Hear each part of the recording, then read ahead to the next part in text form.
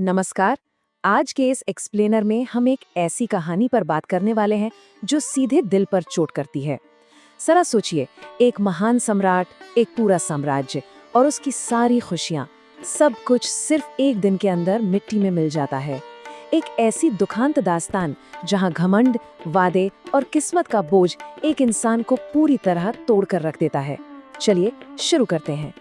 आगे बढ़ने से पहले एक कड़े सच पर गौर करते हैं। क्या होता है जब एक राजा का सबसे बड़ा सद्गुण ही, यानी उसका वादा निभाने का धर्म, उसका सबसे बड़ा हथियार बन जाए और वही हथियार उसे पूरी तरह बर्बाद कर दे? ये कोई आम सवाल नहीं है, ये इस पूरी कथा की नींव है और आने वाले उस घने अंधेरे का एक साफ इशारा है जिसके बारे में हम आज बात करने वाले हैं।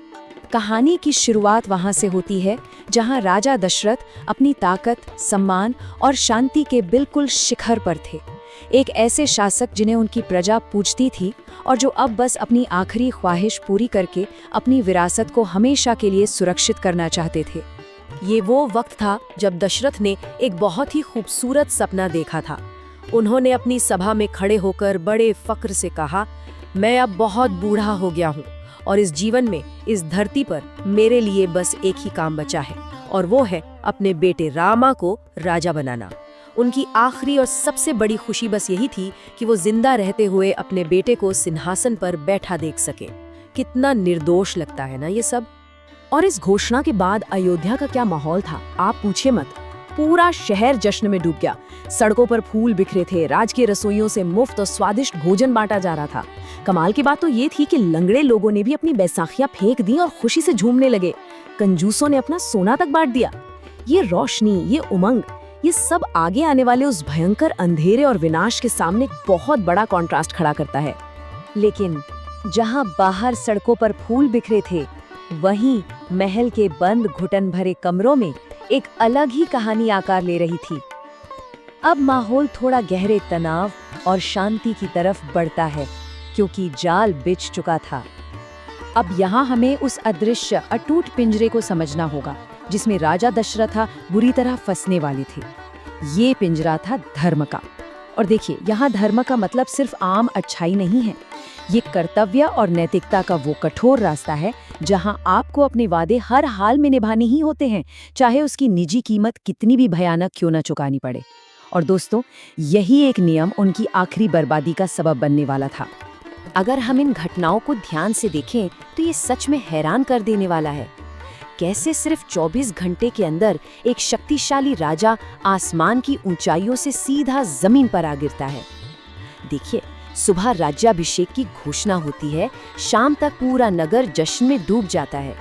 लेकिन रात के आखिरी प्रहर में कोप भवन के अंदर एक ऐसा टकराव होता है जो सब कुछ उलट देता है। और अगली सुबह रामा 14 साल के वनवास के लिए निकल जाते हैं। ये इतनी तेजी से हुआ कि किसी को संभालने का मौका ही नहीं मिला। तो इस अचानक आई तबाही की वजह क्या थी? वजह थी रानी कैकेयी, जिन्होंने बरसों पहले दशरथ की जान बचाई थी।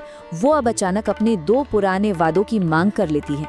पहला वादा कि उनके अपने बेटे भरत को अयोध्या का राजा बनाया जाए और दूसरा, रामा को 14 साल के लिए जंगल भेज दिया जाए।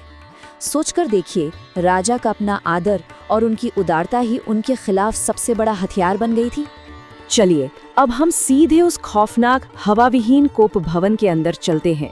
यहाँ एक ऐसी बहस छिड़ने वाली है, बिल्कुल किसी कचहरी की तरह, जहाँ शक्ति और ताकत का सबसे बड़ा भ्रम चकनाचूर होने को तैयार है।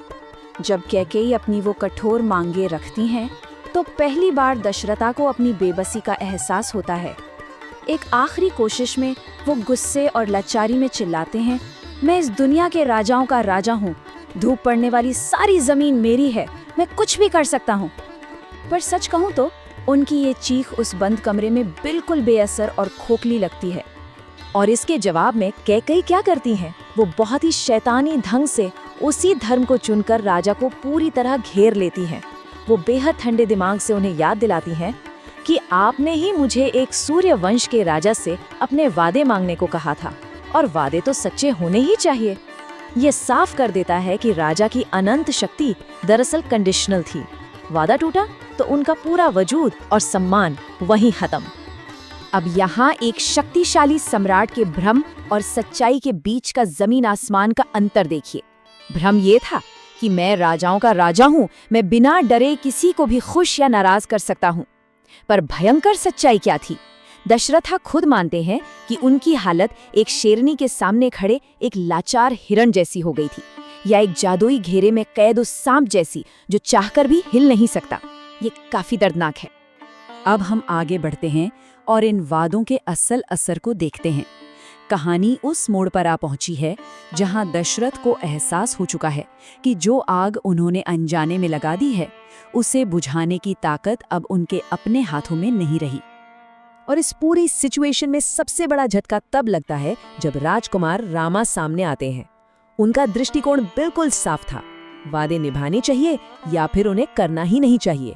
रामा इस नियति को इतने शांत और दृढ़ तरीके से अपनाते हैं कि उनका ये कर्तव्य बोध वहां चुपचाप रोते हुए बेबस दशरथा को अंदर तक तोड़कर रख देता है। रामा का बिना किसी शिकायत के अपना हक छोड़ना, ये पिता के दिल को छलनी कर देने वाला था। पर दशरथ की खुद की आलोचना सबसे ज्यादा चुभने वाली है। वो बिल्कुल साफ देख पा रहे थे कि उन्होंने क्या अनर्थ कर दिया है। रोते हुए वो खुद से कहते हैं, मैंने पागलपन के दौरे में एक बड़े नियम को तोड़ दिया है। मैंने निष्पक्ष युद्ध का उल्लंघन किया है और एक धीमी हत्या को चुना है। उन्हें इस बात का भयंकर एहसास हो जाता है कि उनका कठोर धर्म असल में अब एक क्रूरता, एक जुल्म बन चुका है। और ठीक इसी वक्त धर्मा की इस कठोर दीवार से एक आवाज टकराती है, सारथी सुमंत्रा की। सुमंत्रा गुस्से में और बेहद प्रैक्टिकल होकर राजा से भीख मांगते हैं कि वो अपना वादा तोड़ दें। उनका मानना था कि ऐसी सहानुभूति और दया सिर्फ कमजोरी की निशानी है और ऐसी स्थिति में ताकत का इस्तेमाल होना चाहिए।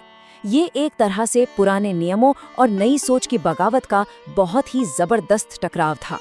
और यहाँ से हम इस कथा के आखिरी और शायद सबसे दर्दनाक हिस्से की तरफ बढ़ते हैं।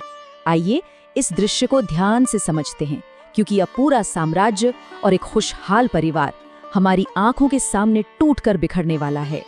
ये पूरा सीक्वेंस इतना तकलीफदेह है ना कि इसे देखकर रोंगटे खड़े हो जाते हैं। राजकुमार रामा अपने राज्य का सारा भार छोड़ रहे थे।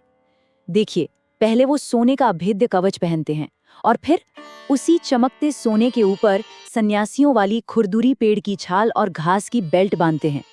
सोने और छाल का ये जोड़ा ही उनका नया जीवन था। और आखिर में रथ पर चढ़ के एक सन्यासी की तरह निकल जाना। और उनके पिता, वो बस खड़े रहकर ये सब बेबस देखने पर मजबूर थे। लेकिन इस तबाही ने सिर्फ महल की दीवारें नहीं तोड़ी, पूरी अयोध्या की दशा भयंकर हो चुकी थी। शहर के नागरिक उस जगह को जंगल मानकर रामा के पीछे पीछे जाने को तैयार हो गए। मंदिरों में फूल चढ़ना बंद हो गए, पूजा रुक गई, यहाँ तक कि पक्षी भी तेज हवा में रोते हुए गाने लगे थे। सुमंत्र को अयोध्या के दरवाजे तोड़कर रथ भगाना पड़ा। जरा सोचिए, जो शहर सिर्फ 24 घंटे पहले जोरों शोर से जश्न मना रहा था, वहां अब सिर्फ एक विनाशकारी सन्नाटा और अफरा तफरी थी। और अंत में हमारे सामने आता है इस दुखंत कहानी का सबसे भयंकर सच। एक टूट चुके असहाय राजा दशरथ महल की बालकनी से उस दूर जाते रथ के पीछे रोते हुए चिल्लाते हैं, रुको, ठहर जाओ। लेकिन उनकी इस चीख, उनके इस आदेश में अब एक राजभल भी ताकत नहीं बची थी। उनकी आवाज, उनकी पहचान और उनकी अनंत शक्ति सब उस दूर जाते रथ की धूल में हमेशा के लिए गायब हो चुके थे। तो इस पूरे घटनाक्रम के बाद हमारे दिमाग में एक बहुत ही गहरा सवाल छूट जाता है। क्या एक विनाशकारी वादे को निभाना जो सब कुछ तबाह कर दे ज्यादा महान काम है, या फिर अपने नगर और अपने लोगों को बचाने के लिए अपना ही वादा, अपना सम्मान दांव पर लगा देना बेहतर होता? एक राजा का वादा और उसकी विरासत सच में कितनी नाजुक होती है, इस पर यह एक्सप्लेनर यहीं समाप्त होता है। उम्मीद है इसने आपको सोचने का एक नया और बिल्कुल अलग नजरिया दिया होगा।